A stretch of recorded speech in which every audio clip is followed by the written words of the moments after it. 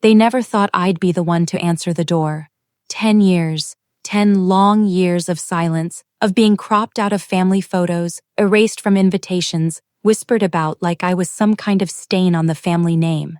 10 years of their yearly reunions where my chair sat empty, not because I was gone, but because they chose to pretend I didn't exist. And now here they were, standing on the porch of my house. My house.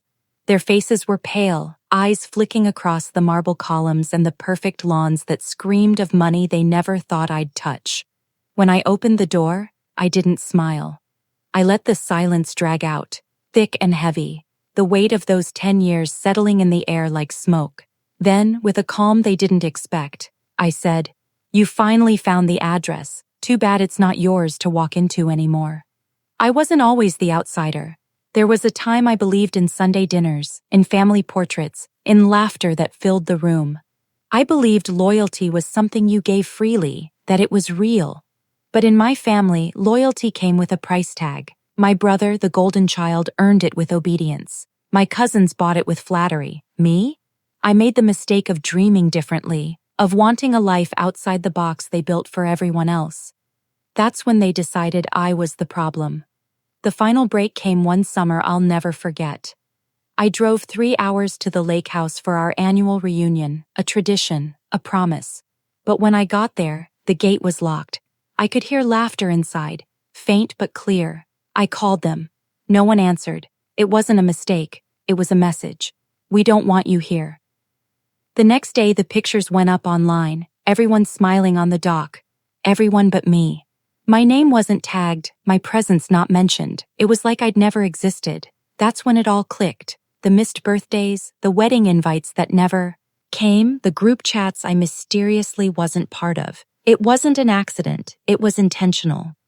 But I didn't fall apart. I studied their cruelty like a manual.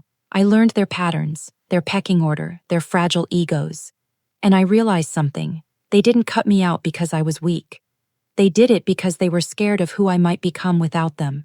So I let them think they'd won. I stopped chasing their approval, stopped begging for scraps of affection, stopped showing up where I wasn't wanted. Instead, I turned inward, focused, planned. Every insult, every empty chair at the family table became fuel. I worked in silence, built in the shadows, and turned myself into someone they wouldn't even recognize. I didn't just climb, I built my own staircase, brick by brick, dollar by dollar. They never saw it coming because they never bothered to look. Years passed, and opportunities came. I took the jobs they mocked. I invested when they laughed. I worked while they partied. I listened while they bragged. And little by little, my life changed. The real turning point was the house. Not just any house. The house. The one on the hill my uncle used to point at and say, "That's real money. That's the kind of place our family deserves." Well, it wasn't theirs anymore. It was mine. I didn't post about it, didn't brag. I waited. Because revenge doesn't need a speech, it just needs patience. When the day came, I knew gossip had done its job. Families like mine thrive on whispers. Curiosity brought them right to my front door, like moths to a flame. They came dressed for diplomacy, smiles tight, voices sugar-sweet but trembling underneath. My mother's tone cracked as she said, "We didn't know you lived here. What a surprise." I let them in through the gates but not past the door. Let them feel the distance, the glass between us.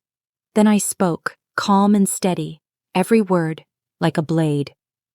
"You didn't want me at your table for 10 years. This house, this life, is my table now, and there's no seat left for any of you." Their faces fell. My brother's smirk disappeared. My mother's eyes filled. My father's jaw tightened. For the first time, they were the ones on the outside looking in. They left without a word, their footsteps echoing down the stone path.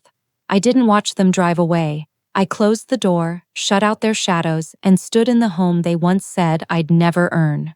That night, I poured myself a glass of wine, sat by the window, and thought about that empty chair at their reunion table, the one that used to mark my absence. Now it was their turn to feel it. Because the truth is, I didn't need their reunion. I built my own. And when they showed up at my door, pale and trembling, they finally understood the truth. I hadn't been excluded. I'd risen above them. I hadn't been forgotten. I'd outgrown them. I hadn't been erased. I had evolved.